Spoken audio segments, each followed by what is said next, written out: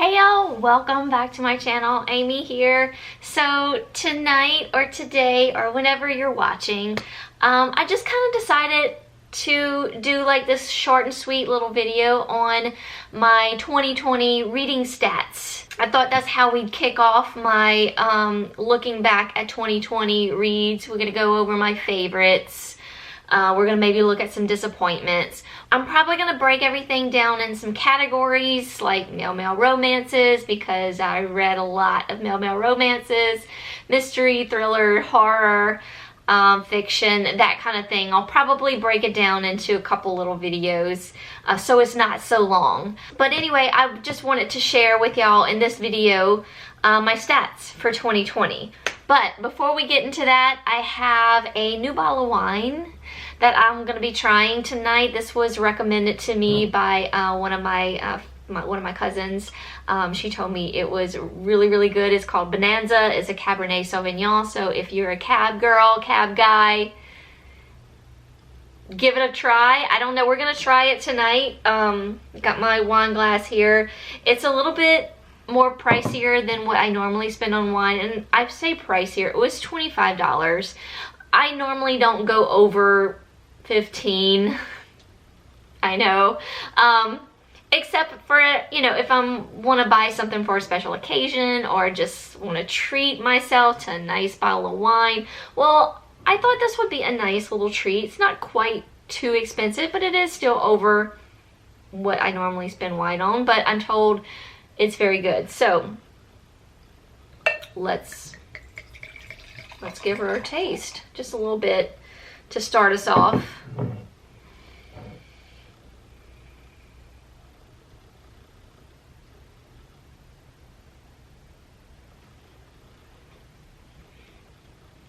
Oh wow, that is good. It's got a nice little spice to it.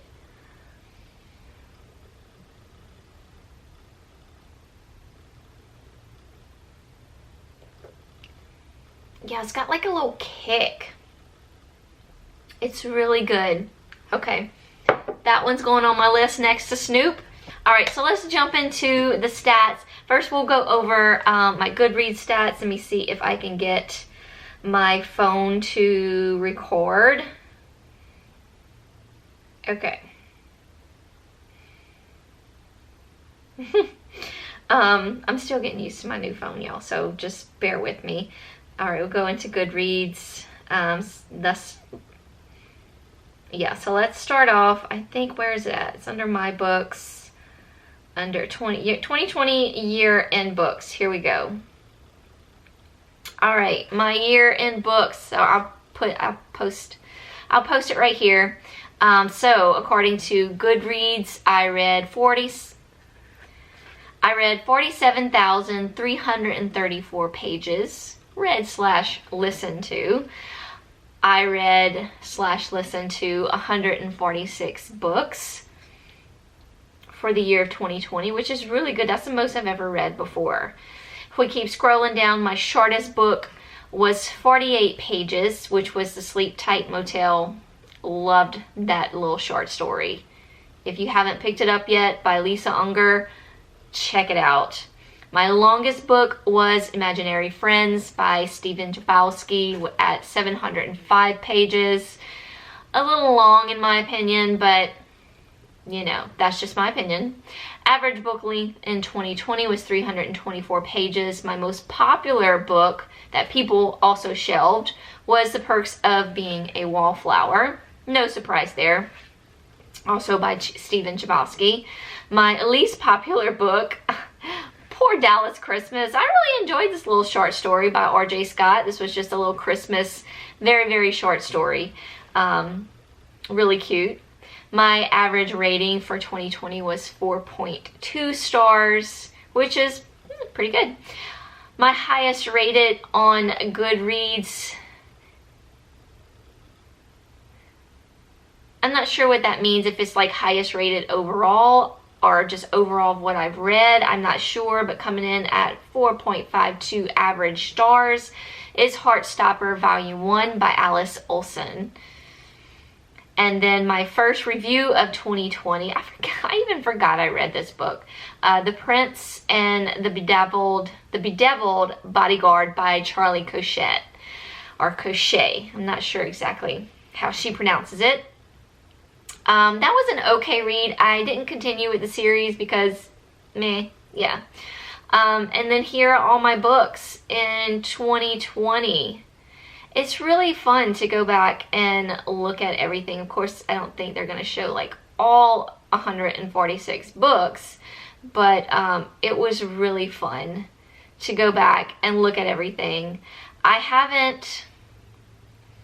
last review of the year was Christina Lauren in the Holidays, coming in at 3 stars.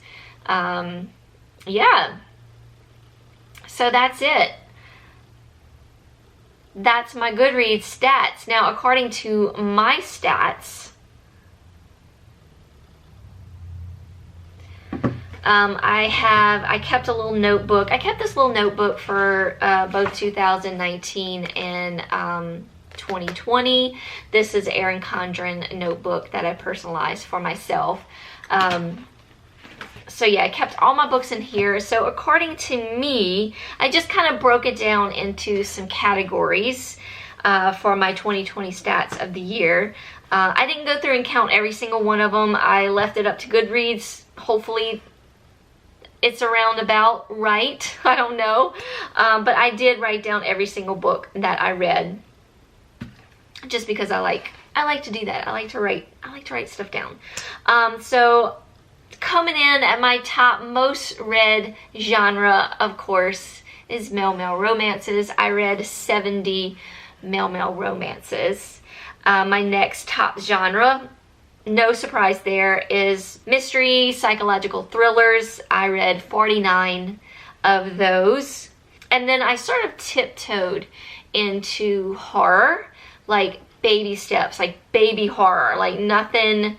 Like if a horror YouTuber was to look at what I read, they would be like, that's nothing. Because it's really just tiptoeing in. But I read 9 horrors in the year of 2020. And then I read, in the category I'm calling fantasy, whether it be YA or adult, I'm not sure, I read 7.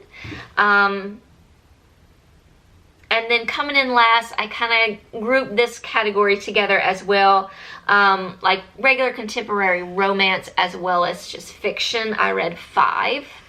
And then I also, in the year of 2020, I DNF'd 5 books. So I think we had a really good year. I'm really excited to look back and see what my favorites are going to be. I started making a list already of my favorites, a little peeky peek. I also have some honorable mentions that I've listed. So the next thing I need to work on is my least favorites of 2020, which I don't really like to do, but you know, we still got to talk about it. We still want to know, right? So overall, as far as my favorites of 2020 go, I chose like 30 books as I just kind of went through every month, and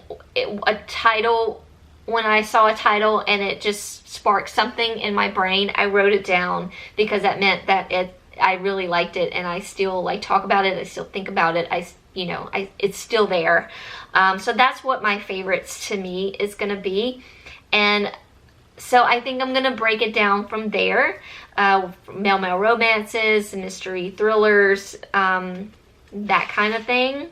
I have a couple YA mysteries that I read, but I do have 2 books that were like my absolute favorites of the year that don't really fit into male romance, YA mystery thrillers, adult mystery thrillers. So what I might do is just do, at the end of everything, just do like my top 10 no matter what roundup, maybe. Yeah, I might do that. Like after we go through the genres and we talk about my favorites in those genres, maybe at the end I'll do like a top 5 or top 10 to round it all up for the year of 2020. Let me know in the comments down below what if you think that's a good idea. What would you like to see from me as far as like rounding up the year of 2020? Yeah, let me know in the comments down below. All right, y'all, that's it. Short and sweet little video. Just wanted to go over my stats because I think it's fun to look back at the year and just see how everything played out, what we read, what we liked, what we didn't like, that sort of thing. It's just fun. Hope y'all are having a lovely evening wherever you are, lovely day, whatever time of the day it is. Thank y'all so much for watching.